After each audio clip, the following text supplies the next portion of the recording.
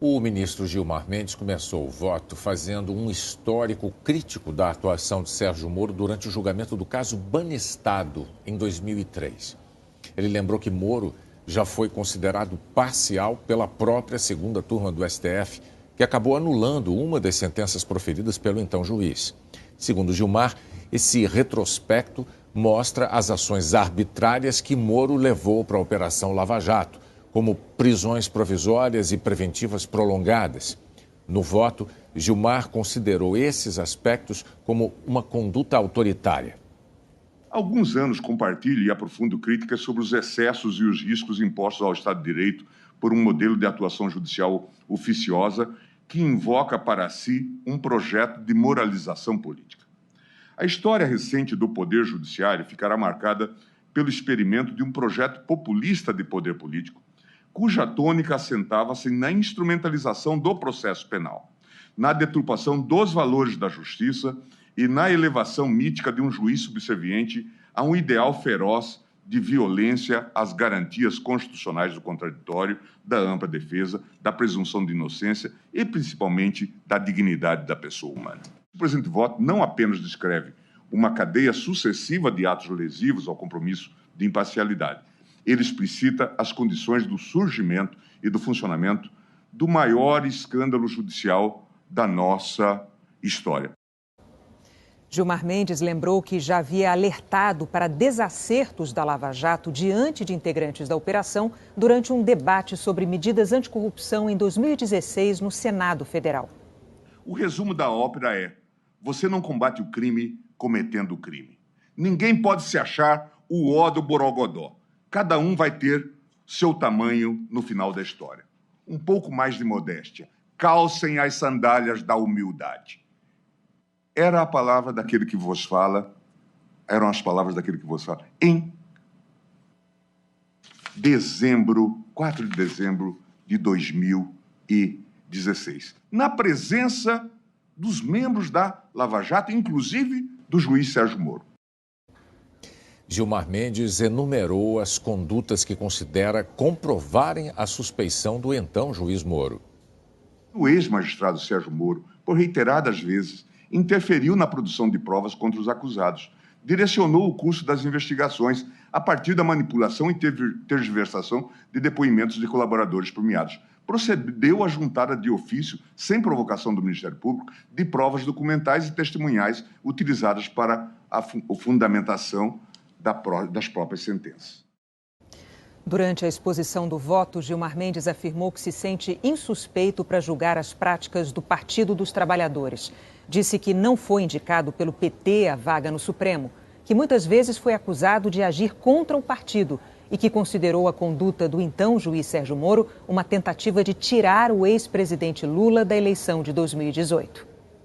A opção por provocar e não esperar ser provado garantia que o juiz estivesse na dianteira de uma narrativa que culminaria, como será discutido, na consagração de um verdadeiro projeto de poder, que passava pela deslegitimação política do Partido dos Trabalhadores, e, em especial, do ex-presidente Luiz Inácio Lula da Silva, a fim de afastá-lo do jogo eleitoral. E aqui, senhores ministros, eu falo isto com a maior tranquilidade. Porque, diferentemente da ministra Carmen, do ministro Lewandowski, do ministro Fachin, eu não cheguei aqui, como todos sabem, pelas mãos do Partido dos Trabalhadores. E eu era considerado, como todos sabem também, um tipo de opositor de algumas práticas do Partido dos Trabalhadores. Chegou-se a dizer, a imprensa chegou a dizer, que eu liderava uma bancada de oposição no Supremo Tribunal Federal, apontando que faltava oposição ao governo do Partido dos Trabalhadores. Portanto, eu sou insuspeito nessa matéria. Agora também como ministro Cássio, que chega mais recentemente, portanto, de ter simpatias, envolvimento com o Partido dos Trabalhadores. Não obstante, eu sempre soube distinguir o que é ser adversário do que é ser inimigo.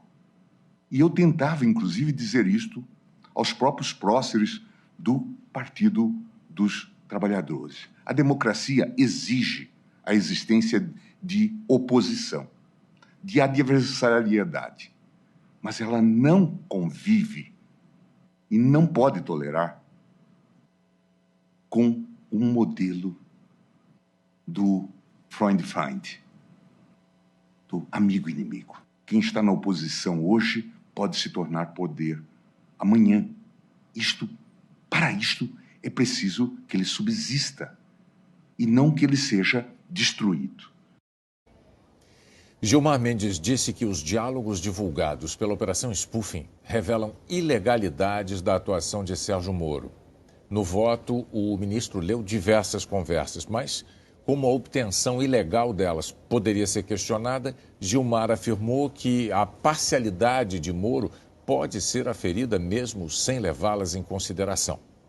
Os diálogos apreendidos na Operação Spoofing, que nos últimos 11 meses foram objeto de intensa veiculação pelos portais jornalísticos, destacam conversas entre acusadores e o julgador, procuradores da República e o ex-juiz Sérgio Moro. Assim fica evidente a relação próxima entre tais atores, que deveriam, em um processo penal democrático e acusatório, restar afastados, pois a função de acusar não pode se misturar com a de julgar. Sem dúvidas, pelo teor das conversas divulgadas, podemos destacar 3 situações de evidente ilegalidade. O julgador definindo os limites da acusação e selecionando pessoas a serem denunciadas, ou não, pois prejudicaria apoios importantes. Julgador indicando testemunha para a acusação e sugerindo meios ilícitos para inserção da fonte de prova no processo penal, além de incentivar sua inserção no processo de modo indevido, como se fosse de fonte anônima. Julgador atuando em conjunto com acusadores no sentido de emitir nota contrária à defesa, além de taxar de modo pejorativo as estratégias defensivas. Qualquer semelhança com algum processo penal do regime autoritário, de um regime totalitário, não é mera coincidência. De qualquer modo, reitero que a conclusão sobre a parcialidade do julgador é aferível a partir dos fatos narrados na impetração original, de modo a se afastarem quaisquer eventuais discussões sobre o tema de possibilidade de utilização da prova potencialmente ilícita pela defesa. Gilmar Mendes leu um diálogo para mostrar que a defesa de Lula foi monitorada ilegalmente. O vínculo estreito entre os procuradores e os agentes da PF permitiu que a Lava Jato instalasse um verdadeiro sistema soviético de monitoramento das estratégias utilizadas pela defesa do reclamante. As informações eram repassadas fora dos autos em tempo real pelo agente da Polícia Federal. Em 25 de fevereiro de 2016, por exemplo, um interlocutor indicado como Prado, a APF, provavelmente vinculado à Polícia Federal, compartilha com os membros da Força Tarefa os passos do advogado do reclamante, Roberto Teixeira. Isso já foi apontado aqui na sustentação do Dr. Zanin. Colocando-se à disposição da Força Tarefa para, aparentemente, sem a necessária autorização judicial prévia, para ampliar os grampos para quem fosse desejado. Roberto Teixeira vai pessoalmente até Lios para conversarem. A APF hoje.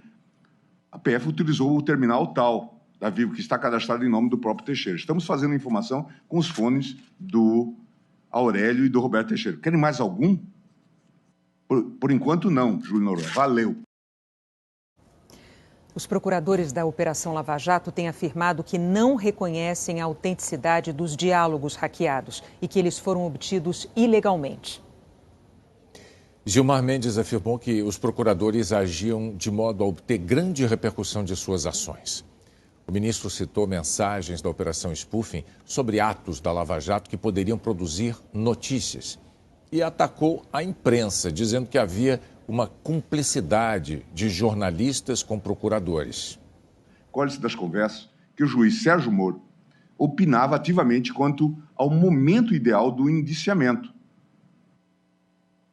Utilizo este grupo, PF Lula, seria importante fazer a denúncia logo. O que acham de um eventual indiciamento de Lula pela PF antes da denúncia? Seria notícia. Veja a estratégia de marketing. A notícia era muito importante. Esse é um dado importante que precisa ser registrado. Tudo isso não se realizaria sem um tipo de cumplicidade. Veja, tudo isso não se realizaria sem um tipo de cumplicidade da imprensa. É bom que se diga isso. Este modelo de Estado totalitário que se desenhou teve a complacência da mídia. Tudo tinha que ser noticiado dentro dessa perspectiva. Em relação ao jornalismo da Globo, é preciso dizer que aqui nós nos dedicamos a registrar os fatos, as suas repercussões e os seus desdobramentos, como estamos fazendo agora na cobertura do julgamento da suspeição do ex-juiz Sérgio Moro. Ao apresentar o voto, Gilmar Mendes listou 7 indícios da parcialidade do então juiz Sérgio Moro. Entre eles, a condução coercitiva de Lula, que Gilmar considerou ilegal numa das fases da Lava Jato, a quebra de sigilos telefônicos do ex-presidente, de parentes e de advogados dele, que considerou arbitrária, a divulgação de conversas e o fato de Moro ter assumido o Ministério da Justiça do governo Bolsonaro, um opositor do ex-presidente Lula. Segundo Gilmar Mendes, todos esses pontos deixaram evidente a parcialidade de Moro. É relevantíssimo o combate à corrupção, mas ele há de ser feito nos moldes e dentro dos ditames legais. Não se combate crime cometendo crime. É preciso que o sistema acusatório seja integralmente preservado. Nós vamos ter que fazer uma profunda reforma da justiça criminal, desses modelos de investigação e do papel do próprio Ministério Público.